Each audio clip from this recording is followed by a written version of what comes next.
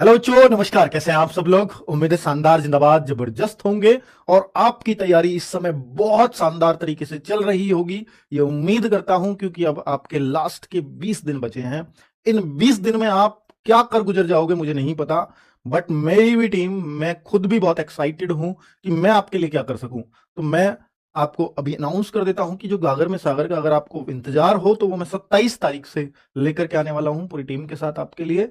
और 27 से पहले कुछ क्लासेस मैंने स्टार्ट भी करवाई हैं सैटरडे संडे, और कुछ और होने वाली हैं जो आपके अंतिम समय में बहुत शानदार रिवीजन का काम करेंगी। लेकिन उससे पहले मैं आप सभी लोगों से एक रिक्वेस्ट भी करूंगा कि आप जिस भी स्टेट के हैं और जितने भी आपके मार्क्स आ रहे हैं, आप प्लीज इस वीडियो के एंड होने पर जो ऑफलाइन कमेंट होते हैं उनमें करिएगा। लाइव कमेंट में मैं नहीं पढ़ पाऊंगा सबके, ये ईमानदारी वाली बात है। आप किस स्टेट से हैं, वहां के जनरल एरिया में या बॉर्डर एरिया में, नक्सल एरिया में हैं, तो ये भी लिखें। और आपके कितने मार्क्स चल रहे हैं, ताकि मैं एक माहौल बता पाऊं कि भाई आपको पिछली बार से भी हाई कट ऑफ के लिए तैयार रहना है या नहीं रहना है।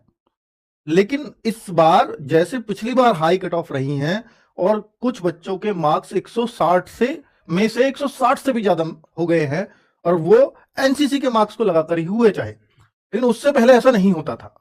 तो इससे जरूर एसएससी ये चाहेगी कि ऐसा कभी भी ना हो कि 160 में से 160 से ज्यादा किसी के मार्क्स बने। जरूर एसएससी इस बार खेल करने वाली है कि भाई अगर वो ये चाहेगी, यानी 8 नंबर भी आपके जुड़ करके 160 में से 160 ना हो, यानी इसका मतलब है 152 से भी बच्चे को नीचे रोकना है। जो सबसे रैंक 1 आए उसको 152 से नीचे रोकना है। तो फिर एक ही तरीके से एसएससी रोक सकती है, वो है पेपर को मुश्किल बना करके। और ऐसी उम्मीद आप जता सकते हो, थोड़ी थोड़ी संभावना, कि अगर एसएससी ने भी इस तरह से सोचा जैसा मैं सोच रहा हूं कि भाई ये देखिए, अगर आपके पेपर में कोई 100-150 बच्चा 160 में से 160 प्लस करता है, तो आपको किसी को भी एक्सप्लेन करना, मैं कहूं कि भाई इस बच्चे के 165 नंबर आए हैं, कोई पूछे भाई कितने में से, 160 में से, तो वो हैरान होगा, खुश नहीं होगा। हाँ, अगर कोई कहे, मैं कहूं कि वो 158 नंबर आए कितने में से, 160 में से, वो खुश होगा, भाई वाह कमाल कर दिया, क्या बात है। तो हमारी भी तारीफ करेगा, आपने पढ़ा है, वाह बहुत बढ़िया। लेकिन 160 में से 165 आए हैं, तो कोई भी खुश नहीं होता, हैरान होते हैं, शक करने लगते हैं, कुछ गड़बड़ तो नहीं हो रही, कुछ गलत तो नहीं चल रहा है, नॉर्मलाइजेशन में कुछ गलत तो नहीं चल रहा है। ये शक हो जाएगा, और ये शक बढ़ता ही जाए, ऐसा एसएससी क्यों चाहेगी।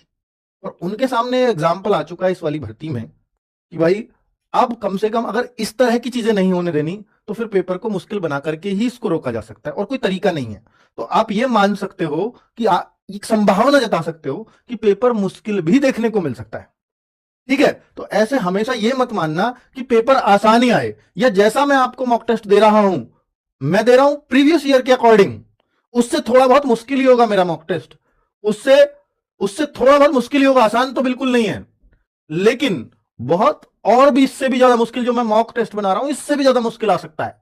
और मैं एक दो मॉक टेस्ट आपको इस बीच में दूंगा भी, आप हताश या परेशान मत होना उस दौरान, अगर मैं कोई मॉक टेस्ट बीच में थोड़ा सा टफ डाल दूं, ये सोच करके, क्योंकि मुझे नहीं पता एसएससी इस बार क्या करेगी, और जो करेगी वो 4 तारीख को बताऊंगा भी कि आपको डरने की जरूरत है या नहीं है, या आपका सेफ अटेम्प्ट क्या हो सकता है, ताकि जो 4 तारीख के बाद के बच्चे हैं उनको एक श्योरिटी मिल सके कि सर बहुत ज्यादा, मतलब हमें परेशान होने की जरूरत नहीं है, बस अपने पेपर को तसल्ली पूर्वक करने की जरूरत है। बच्चों क्या होता है ना कि कई बार जैसे हम पिछली कट ऑफ को ध्यान में रखें, 4 तारीख वाले बच्चे किस माइंडसेट से जाएंगे, क्योंकि मेरे पास भी आइडिया नहीं है, उनके पास भी आइडिया नहीं, किसी के पास आइडिया नहीं है। 4 तारीख वाला बच्चा जिसका 4 फरवरी को पड़ेगा, वो इस माइंड सेट से जाएगा कि 150 करूंगा। भाई यूपी का बच्चा, एमपी का बच्चा जिनकी कट ऑफ आई जाती है, वो तो ये सोच के जाएगा ना कि मैं 150 का पेपर करने जा रहा हूं। 150 मींस 80 में से 75 क्वेश्चन मुझे सही करने ही है, तभी मेरा नंबर आएगा। ऐसा सोच के जा रहा है कि नहीं? अगर वो ऐसा सोच के जाएगा, और वो सोच के देखो, अगर उसको 3-4 क्वेश्चन शुरू में मैथ में टफ मिल गए, या रीजनिंग में सीरीज ऐसी दे दी उठपटांग 2-3 क्वेश्चन, तो वो कहेगा यार मैं रीजनिंग में तो ये मानता था मैं 19-20 ही करूंगा, और शुरू के 3 क्वेश्चन ऐसे आ गए जो मुझसे बन ही नहीं रहे। तो वो ये मान लेगा कि अभी तो जीएस भी पढ़ी है, अभी तो मैथ्स भी 1-2 क्वेश्चन परेशान करेगा, तो ये मान लेगा कि मेरा 75 नहीं होना, और उसका हो जाएगा दिमाग खराब, यानी सारी मेहनत गई पानी में। और सारी मेहनत पानी में गई तो फिर वो अच्छे माइंडसेट से पेपर को नहीं करेगा, और जब वो अच्छे से नहीं करेगा तो जो वो कर सकता था वो भी वो नहीं कर पाएगा। तो अगर ऐसी सिचुएशन आपके साथ बने, प्लीज ऐसी सिचुएशन बने, आप किसी भी माइंडसेट से जा रहे हो, कोई भी टारगेट स्कोर लेकर के जा रहे हो, और शुरुआत में ऐसे क्वेश्चन आ जाएं, पिछली बार भी बताया ना, पिछले पिछले वीक में भी, शुरुआत में ऐसे क्वेश्चन आ जाएं जो आपको मुश्किल लग रहे हों, तो एक ही बात दिमाग में सोचना कि ये मुझसे नहीं हो रहे ना, मैं बहुत मेहनत करके आया हूं, ये मुझसे नहीं बन रहा ना, ये किसी से नहीं बनेगा। और जो क्वेश्चन किसी से नहीं बनेगा वो कभी भी कंपटीशन पे कोई फर्क नहीं डालता, फिर उसको करो या छोड़ो, कोई दिक्कत नहीं है। ठीक है, मुश्किल क्वेश्चन आने से कभी भी कंपटीशन प्रभावित नहीं होता, क्योंकि वो किसी से भी नहीं होता। तो इसलिए परेशान मत होना मेरे भाई मुश्किल क्वेश्चन से। ठीक है, और शुरुआत में आ जाए तो बस यही सोचना कि ये किसी से नहीं होगा तो मैं क्यों परेशान हूं, इससे पूरे कंपटीशन पे कोई इंपैक्ट नहीं आने वाला। एसएससी जीडी की एग्जाम सिटी आ गई है, बिल्कुल आपको थोड़ा सा और उत्साहित हो जाना चाहिए। अब एग्जाम डेट, एग्जाम सिटी, कुछ स्टेटस शायद एक आध मतलब रीजन का आया है, जब सबका आ जाएगा मैं डाल दूंगा। ठीक है, अभी सभी रीजन का नहीं आया, आने वाला है।